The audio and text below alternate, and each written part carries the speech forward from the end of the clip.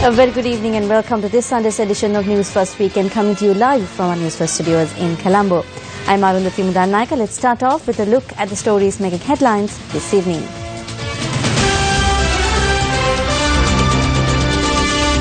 Second anniversary of President Maithripala Sirisena's election celebrated with pomp and pageantry. 34 suspects arrested during unrest in Hambantota remanded. Graveside vigil held to mark 8 years since the assassination of Lasantha Wickrematunge. Lasantha marapu marada anadunna ayawa tawamath apita bari wela tiyenawa නීතියේ ඉදිරිපිට නවතා නීති අනුකූල දඬුවම් ලබා දෙන්නට මම ලැජ්ජා වෙනවා. Doubts around planned tyre factory in Horana.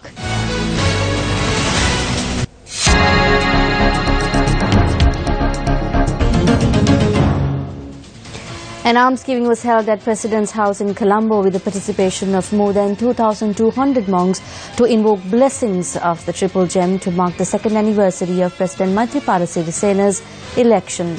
The almsgiving was also organized to commemorate the 118th birth anniversary of the founder of the SLFP, late Prime Minister SWRD Bandaranayake. The event was graced by bhikkhus from the three sects, led by the Chief Prelate of the Askiri chapter, Most Venerable Warakagoda Sri Nyanan Ratnathera, the Chief Prelate of the Sri Lanka Amarapura Mahasangha Council, Most Venerable Agga Mahapandita Dawul Dina Nyanisara Thera, the Anunayaka of the Malwata chapter, Most Venerable Niyangoda Vijita Siri Thera, and the Anunayaka of the Askiri chapter, Most Venerable Anamaduwe Dhammadasi Thera. We cannot take the country forward without discipline.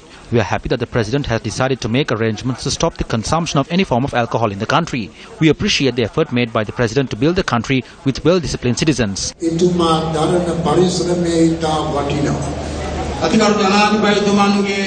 We saw a change in the country after President Maithripala Sirisena was elected. If you ask top ranks of the police or the Mahasangha or the general public if they have noticed a change in the country, their answer would be yes. The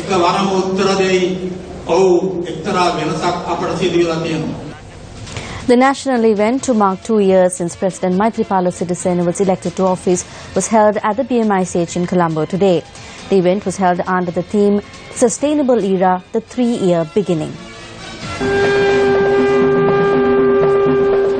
The Chief Minister of India's Andhra Pradesh province, Sri Chandra Babu, graced the event as the chief guest and delivered an address on the topic Prosperity for All. People are singing, some people are... Notable attendees including Prime Minister Ranil Wickremesinghe and former President Chandrika Bandaranayake Kumaratunga. We'll make a presentation of 5 publications to our President. Numerous foreign dignitaries, representatives of the diplomatic corps, ministers and MPs attended the event, which was made colourful through various cultural performances. Government of India has taken one decision. That is 1,000 rupees, 500 rupees demonetization. It is a big crisis, as a matter of fact. 86% of currency is out of circulation. Only 14% of money is in circulation. Now our Honorable PM, with noble intention, he has taken this decision very boldly, so that parallel economy we can control, and also we can control corruption, and also we can control black money. Then he nominated me as convener for digital economy, how to go for mobile currency with 5 chief ministers, and also experts, and also department persons, important functionaries. We are working on that. Within 50 days, our state is able to reach 28 to 30% of mobile currency because of all this infrastructure. By March, we are going to reach 50 to 60% of mobile currency. Then you can see the results. Sri Lanka is very strong in 3-4 issues. One is education. Second is you are very strong in health. You are very strong in tourism. Wherever there are strengths, both Andhra Pradesh and Sri Lanka can share for win-win situation of both the countries. You know that this year, 2017, will be the year of the eradication of poverty. When talking about poverty in our country, we need a clear study of the current situation. Certain people point the finger at us while comparing development under the previous regime and under our government. They ask us, where is the development? They ask, where are the highways? Where are the large buildings? Where are the giant projects? Today, we are reaping the results of that development fairy tale of the previous regime with a massive debt burden of 9 trillion rupees. At the same time, while rebuilding the country notwithstanding the economic crisis, various accusatory fingers are being pointed at us. Certain people are attempting to stage major protests and riot over the Hambantota Port and Industrial Zone development, for which we are yet to finalize and sign agreements. Honourable Prime Minister, if Hambantota does not want these industries, give it to us in Polonnaruwa. I am ready to establish industry there. That is all I have to say on that. අගමැතිතුමනි හම්බන්තොටට ඒ කර්මාන්තේ පානම් ඒ ටික මට පොළොන්නරුවට දෙන්න මම ලෑස්ති පොළොන්නරුව ඉදන් දෙන්න. මට කියන්න තියෙන්නේ. අපි මෙතෙක් කල් කිව්වා. We have said thus far that we came into government following victory in January 2015.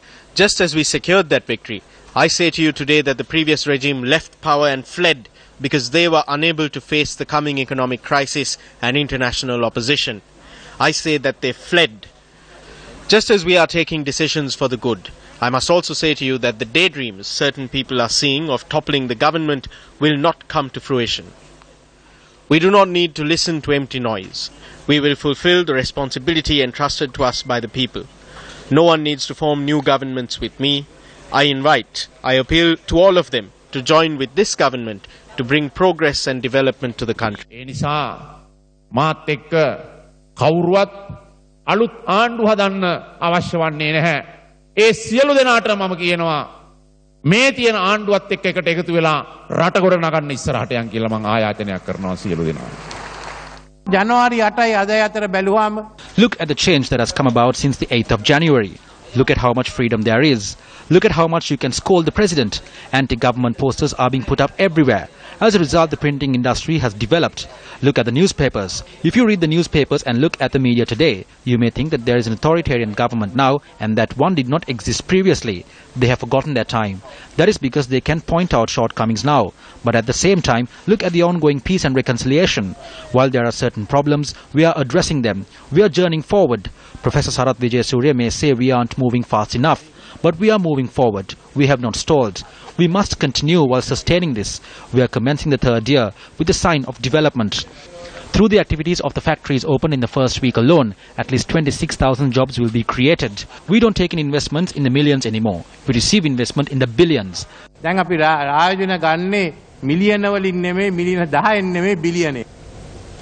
Political representatives charged that it was a group of thugs from Colombo that attacked the people in Hambantota yesterday. මේ උත්සවය පටන් ගන්න ඉස්සෙල්ලා Before the function started, they took youth in buses. Where did these people come from? Who initiated this fight? We can make very clear statements about this whole incident. Who brought 14 people from Rambukwella in vehicles? Who brought terrorist thugs, well-known thugs, from Mutwal? Under the guise of which minister's security detail? We can give details of all of this. It is very clear that Ranil Wickremesinghe is behind this. Ranil Wickremesinghe, who is responsible for the Batalanda incident, wanted to make this a pool of blood. කියනවනේ රනිල් වික්‍රමසිංහට උවමනාව තිබ්බා මේක ලේවිලක් මේ ජාත්‍යන්තර වශයෙන් These are steps being taken to sell all the international economic centers of this country. We need to destroy this attempt at its birth. Even without allowing our peaceful satyagraha to utter a single word, the police of the coalition government, thugs imported from Colombo, and members of the underworld took measures to suppress our peaceful satyagraha, and we need not say anything new about the way they did it, because the cameras of all these media institutions were able to capture the entire story. ගේම කාචවල රූප රාමවල එක සටහන් වෙලා තියෙනවා. මේ රටේ උරුමයේ අවස්ථා කීපයක්ම නැති කරන්න වෑයම් කරපු මිනිහා Ranil Wickremesinghe. Ranil Wickremesinghe, who tried to sell the heritage of this country on several occasions, once again tried to deprive us of our rightful ownership. Look at this. This is the manner in which monks who tried to engage in a peaceful satyagraha were beaten, wounded, and their robes were burnt. This is a government that burnt the robes of Buddhist monks. A thug from Mutwal injured a Buddhist monk. How did he come here? He was an employee of... මේ මටක් පිය මැරේ මූ ආවේ කොහමද මෙහාට? ඇමතිවරයාගේ ගෝලෙක් who worked at Killeen Private Limited. Limited ආයතනයේ යහපාලනේ මර පාලනයක් වුණා. Good governance has turned to thug governance. The whole country is set ablaze by this land scam. They are attacking the poor man with the land scam. It is the land of the poor that is being sold under the leadership of the Prime Minister. They say it is to create employment opportunities, but I don't think it will happen. They said they will set up a branch of Volkswagen in Kuliapite and create jobs. There are no such jobs. Now they brought in a Chinese company, but there won't be jobs even there.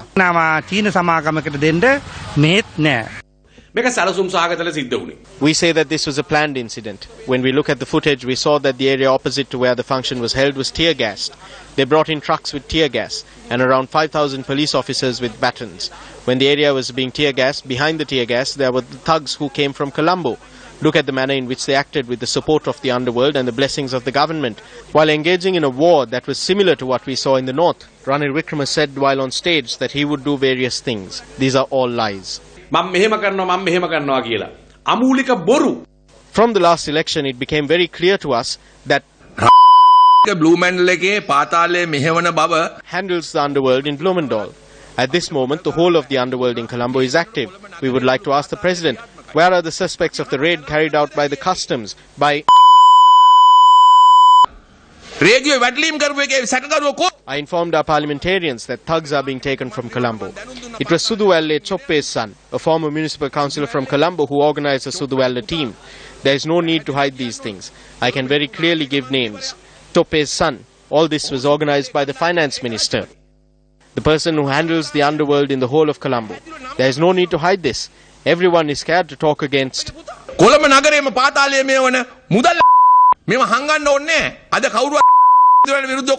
today because he is the one who handles the underworld. It is those in Colombo who care about this government. We have brought in development projects and investment and created many employment opportunities for the youth in the country, and we are trying to take this country on the right path.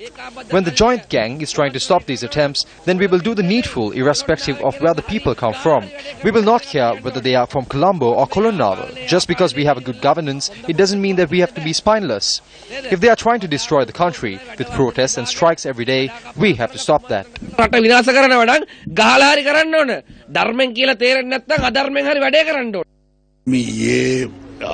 What the government did yesterday was oppression. There were 3 teams from Colombo. They first started attacking with stones. When attempts were made for a peaceful protest, they should allow it. You cannot stop people from rising up when they are being denied of their lands. 15,000 acres is not a small amount.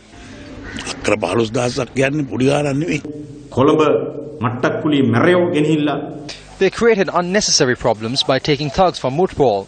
They created great chaos last morning. Henchmen and thugs of government ministers were taken to the area on Friday night and terrorized the villagers. It is with this terrorizing that the people have been instigated. Suddenly, armored cars, police barricades, thousands of police officers have taken over the roads. Suddenly, the people have got scared. It is fair for the people to react to such things. When terror was spread with the police on one side and thugs on the other, it is natural for people to be instigated. That is what has happened.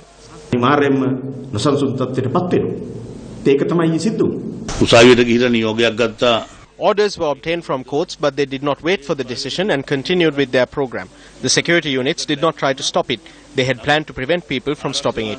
The police had an opportunity to prevent this situation from arising. Heads of security forces and the IGP were there. We would like to express our protest for not doing this in a fair manner. The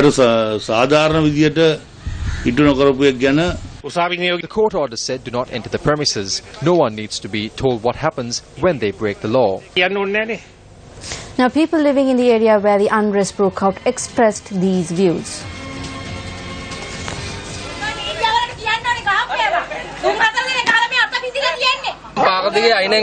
I was just walking along the road when 2 police officers and 3 others, maybe from the SDF, caught me and beat me. Now my hand is broken.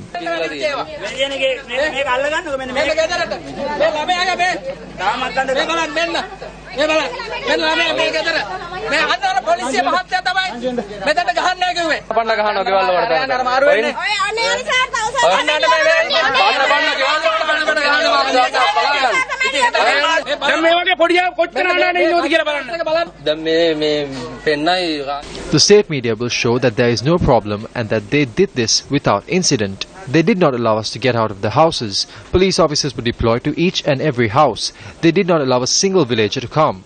This is what happened to those who came. 34 people who were arrested during the unrest near the Hambantota investment zone have been remanded after they were produced before the Hambantota magistrate.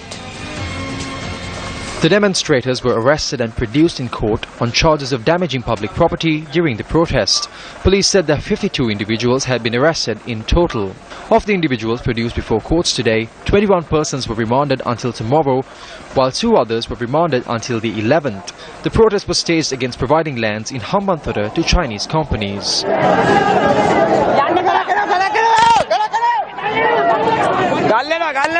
Welcome back here with News First. A graveside vigil was held at the General Cemetery in Buralla today to mark the 8th year since the assassination of senior journalist Lasantha Wickramatunge. Members of the late journalist's family, friends and fellow journalists were all present at the Buralla Cemetery to participate in the graveside vigil early this morning. In the coming week, the cabinet will question as to what we did on behalf of Lasantha. At this instance, I can say that we will not allow anyone to suppress or cover up this crime. We will find out who these criminals are and bring them before courts democratically.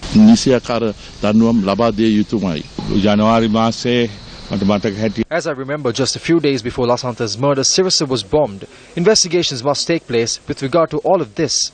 As a government, within the past 2 years, we have commenced investigations into the murder of Lasantha and much more. When you look at the extent murders and the crimes that occurred during the last regime, you cannot be surprised by the delays. Through the government of good governance, we have still not been able to bring the criminals who murdered and persons who instructed to carry out the murder of Lasantha before courts and punish them. I am ashamed. As a minister, I am ashamed. How can we remove this disgrace that has affected the police and the security forces? There are a few individuals in the forces who should be punished. I feel sad and angry about this. You can give a moment to remember Lasantha by lighting a candle. There is even a place to lay flowers for him. But I don't know where we can light a candle for Praget. Only if justice is served for Praget, Lasantha and Raviraj can the people and the journalists of this country live in freedom. Murders like the ones of Lasantha Wickramatunge, Eknaligoda, Raviraj and Tajuddin, none of these murders could have occurred without the knowledge of the Defence Secretary who served in the Rajapaksa era. He must be held responsible. On the 8th of January 2009, the editor-in-chief of the Sunday Leader, senior journalist Lasantha Wickramatunge, was assassinated in broad daylight. This was a mere 48 hours after the attack on the Sirasa media network. We need to rise against acts of terrorism and thuggery. This is not the first time such an incident has occurred. This certainly may not be the last either. Nevertheless, we are ready to face this situation with caution. I must say clearly that all media institutions should face this together.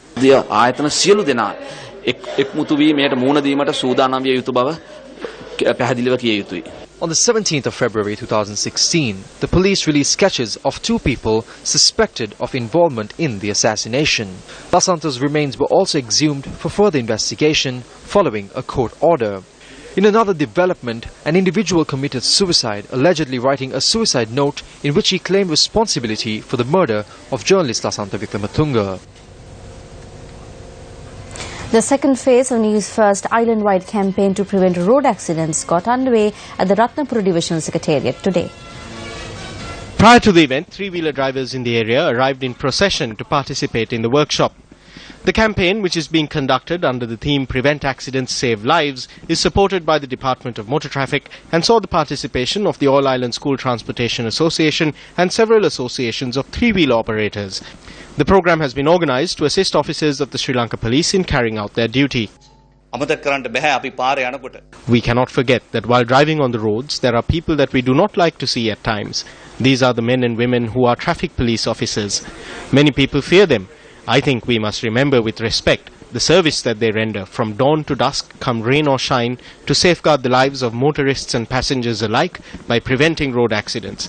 It is because of this commitment by the traffic police officers that we have been able to minimize road accidents to some extent in this country.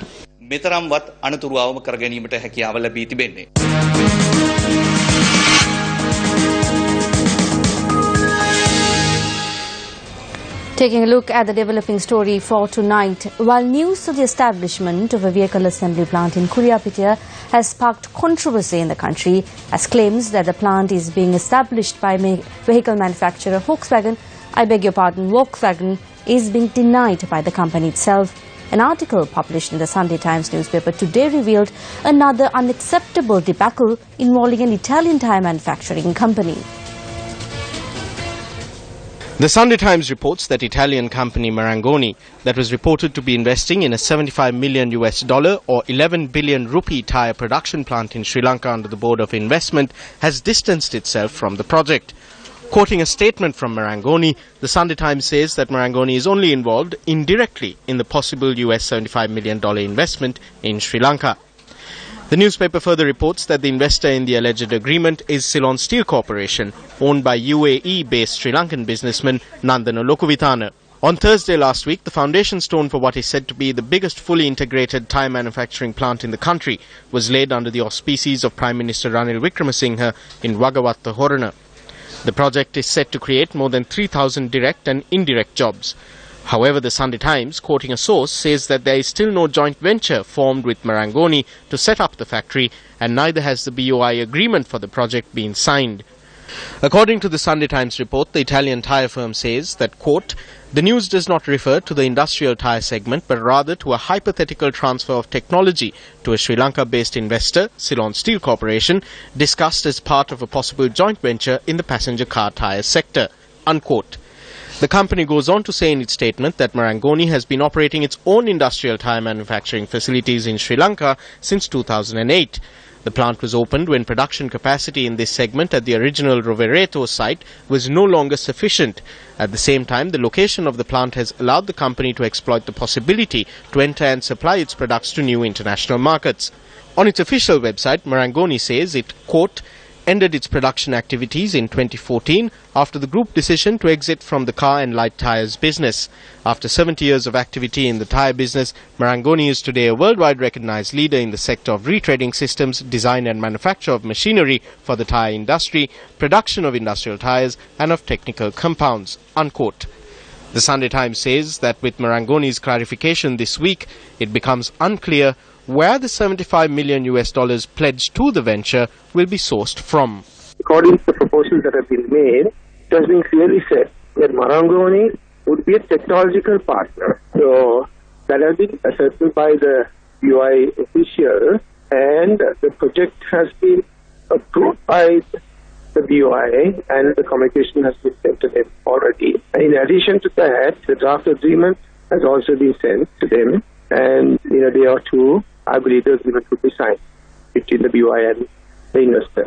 As far as the BOI is concerned, the proposer, the investor, is Steel Corporation. And we are not concerned about which technology they bring. It can be Italian technology, it can be British technology, it can be German technology. But they have confirmed that they have the strength to make the investment and they have the funds to do that. So once we are satisfied with that, they will not make an investment, obviously, unless it's going to be a viable investment. And also, it is their obligation to bring the technology partner, either from Marangoni or any other brand, or to do it themselves.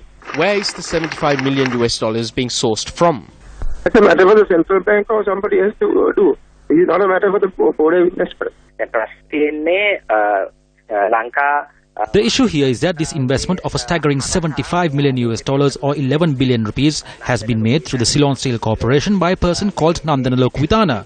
If the Italian company is not involved in this investment, then it is a grave issue as to how this person got such a massive amount of money. There have been similar discussions in the past regarding this person in question.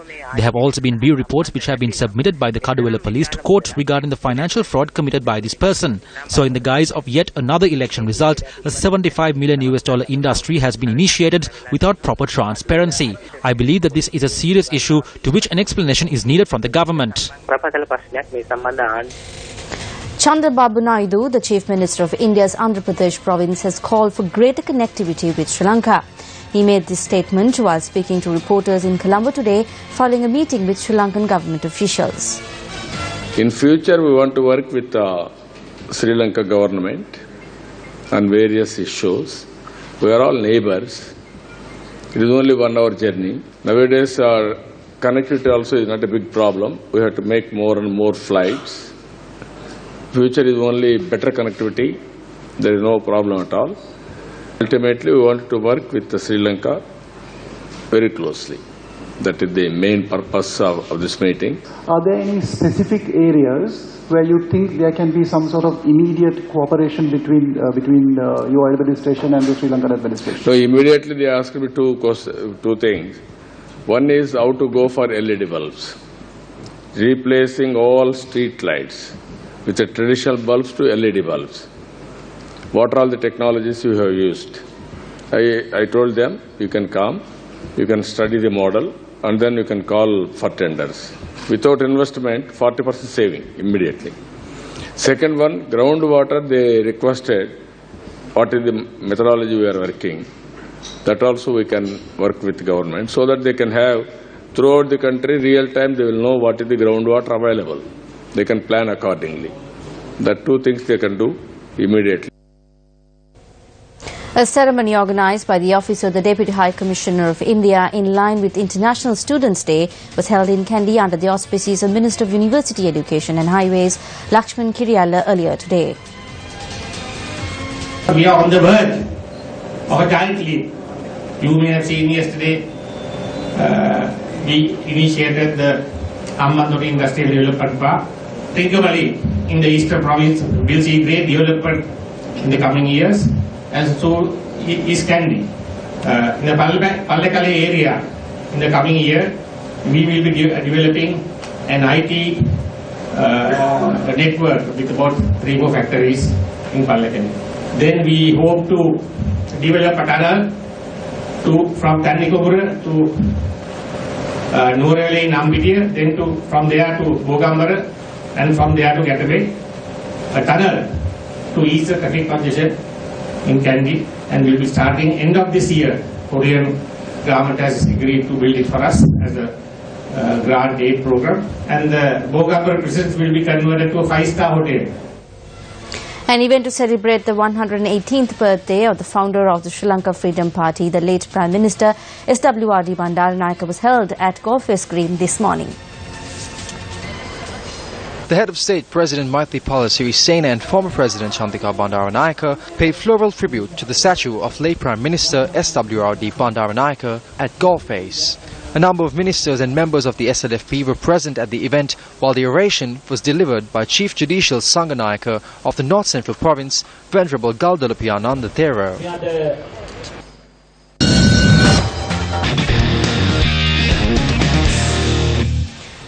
The Sri Lanka Under-19 cricket team left the country today to participate in the triangular one-day match series with South Africa and Zimbabwe. The Sri Lankan Under-19 team will be led in this tournament in South Africa by Avishka Fernando of St. Sebastian's College, Moratuwa. The Sri Lanka Under-19 squad comprises of 16 players.